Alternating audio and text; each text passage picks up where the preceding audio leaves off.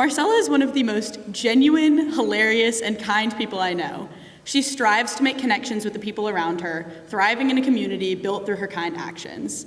Nothing makes me happier than her knocking on my door for a fit check, funny story, or a Starbucks run. Marcela, I'm so excited to hear your speech. Let's welcome her to the stage.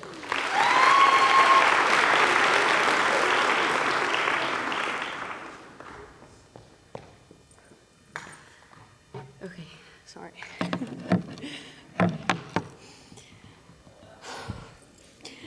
I wrote an introduction about myself, but that one was better. But hi guys. For those who don't know me, my name is Marcela. I'm an international student from Brazil, and I've only been at Baylor for 2 years now. I don't know why I put only before the 2 years, because for me, it feels like a lifetime.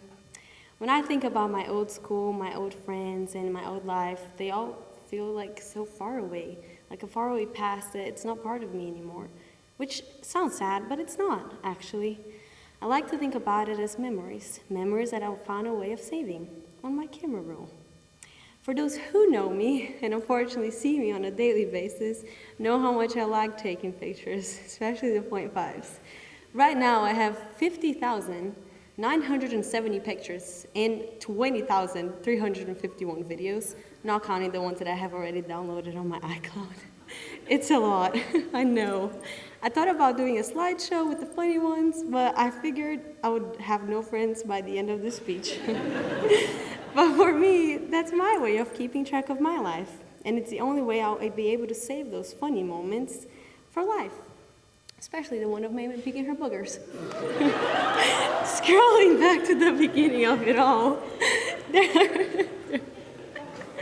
there are pictures of baby Marcela and baby Luisa growing up while visiting so many countries I can't even name them all. My parents could not stay still, so there we went, everywhere, anywhere, anywhere. Like literally, I didn't really matter where, as long as we were not still at home. My mom would literally find the crazy excuses to explain me and my sister's absence in random school years. I couldn't be more grateful for them to provide younger me with those opportunities. It opened my mind, and I learned how to adapt with everything. I learned how to deal with situations that I wouldn't want to be in. And that shaped me. That shaped older Marcela. Talking about her now, she's been through a lot. The transition coming to Baylor was not easy. I was scared. I didn't know anyone, and for some time I didn't really want to. I didn't really recognize myself in the beginning. I didn't like the idea of leaving my family behind and starting again, especially without my little sister. Being completely honest with you guys, first day of school was horrible. I hated it. I went to the introduction of all my courses and finished the day sobbing after going to Miss Honeycutt's class. Normal history, not even A-push, and seeing the amount of quizzes and tests that she had planned and marked on her calendar. And even worse, I realized during that class that I didn't know the difference between spelling were and where. And I still don't know which one's which, if which with an H is the one we're comparing to things, or which without an H is the one flying the broomstick. But someday I'll learn. The worst part of it all, though, was already knowing that my parents wouldn't be here for the first day of week of my adaptation, and I would be alone. I wouldn't have my dad's detailed point of view in situations, my mom's logical and quick-thinking response for everything, and my little sister telling me, Marcela, quit being so dramatic. It is not that deep. I know I needed that, and it would be hard without them by my side. I told myself I wanted to make them proud, though. So I embraced the situation, and I opened my arms. I became friends with the Brazilians, and from that, I started opening up.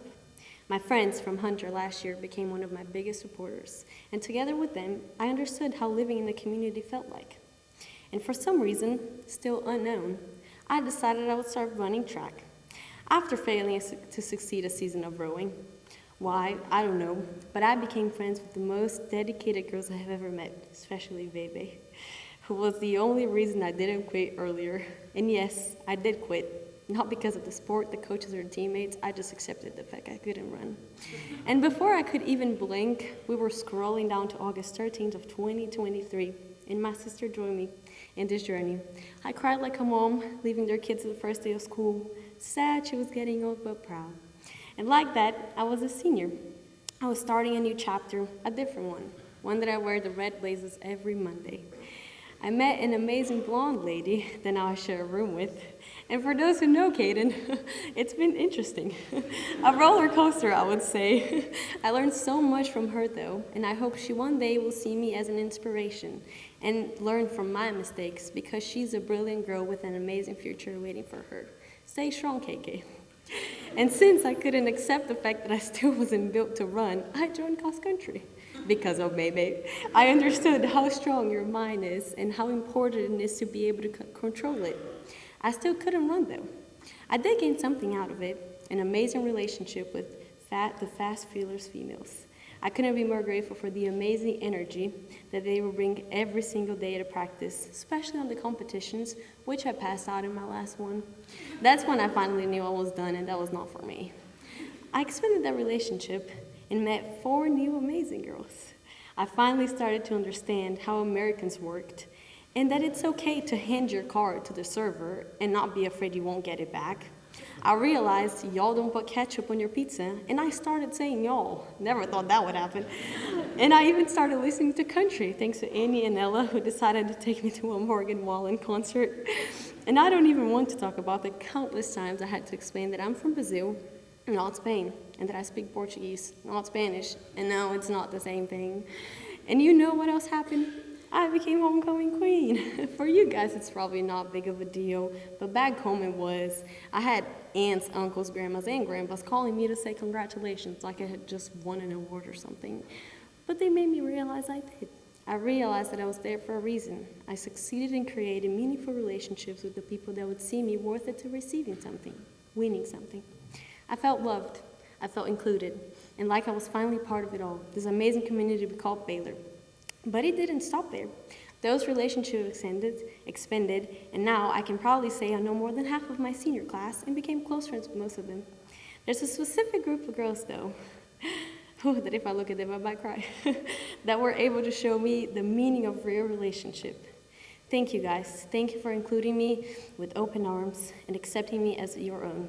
Thank you for helping me create memories that will be saved on my camera roll forever, and for never failing in making me laugh. I wish I could give back every single smile you guys were able to put on my face, and before I leave this place behind, I promise I'll try my best. Even though y'all still make fun of my accent, I know that's love. After all this time, I realized how blessed I was to have the opportunity to come to this amazing place I now call home. I would like to thank every teacher and faculty member that helped me through this incredible journey, especially Scotty Smith. If it wasn't for you, I wouldn't be standing here today. And Mr. Phipps, that even though I'm currently failing AP Physics, he always found a way to encourage me to never give up. I promise I'll do better on my next retake. I want to thank my Lawrence girls for being by my side no matter what, and becoming my new family of 30 siblings.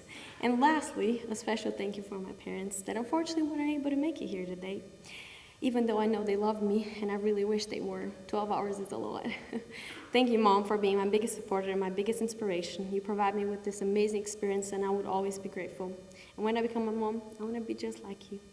And Dad, for embarrassing me in public, saying I had to loosen up a little bit. You were right, by the way. Thank you for trying to scare the crap of every single date I brought home. But you never were able to because you're too sweet, and I love you for that. And Dad, thank you so much for being my dad, because for those who don't know, any male biological parent qualifies as a father, but a dad is a caregiver who raises a child with love and care and attention. And my last thank you goes to Clara, that changed her flight to be here with me today. Thank you, love, and thank you, guys.